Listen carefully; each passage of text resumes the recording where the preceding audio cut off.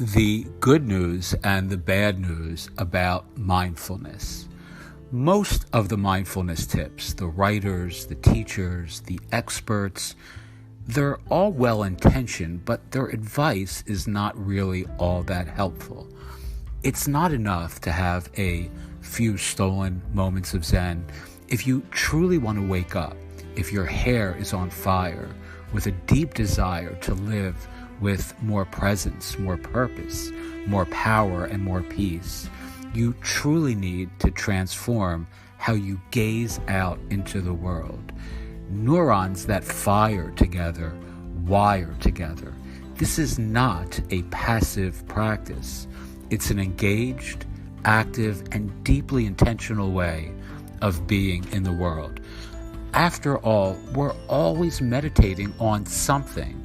We're making and molding, shaping and shifting our minds, hour by hour, breath by breath, thought by thought, and moment by moment. Mindfulness is not about closing your eyes and simply drifting away. Try this, the mindfulness of beginnings and endings.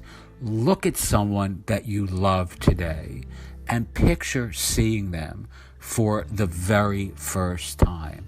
Look at them deeply and feel what that feels like, to actually see someone you truly know all so well and see them, really see them, as if it was the very first time your gaze has found their face.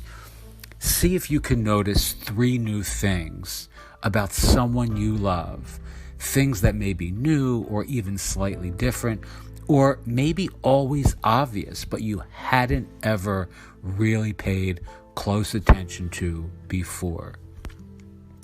Now, imagine it's the last time your gaze will meet their face. Look at someone that you love deeply and imagine it's the last time you're seeing their face. How does that change the way you look at someone you love? Your attention suddenly, swiftly, and altogether now alive, intense, bright, and acutely aware of how important this moment is, how magical this moment is.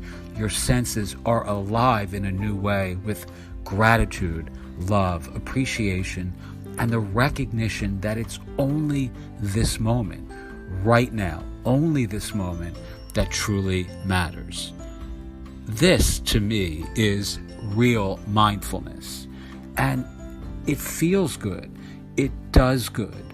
You'll cultivate more calm, more curiosity, more connection, and far more of the kind of clarity that actually counts simply by changing how you pay attention to the places and spaces you encounter every day. The good news, it's easy. It's always a practice, and you can always begin again. After all, your life is always and only ever now. So just start now.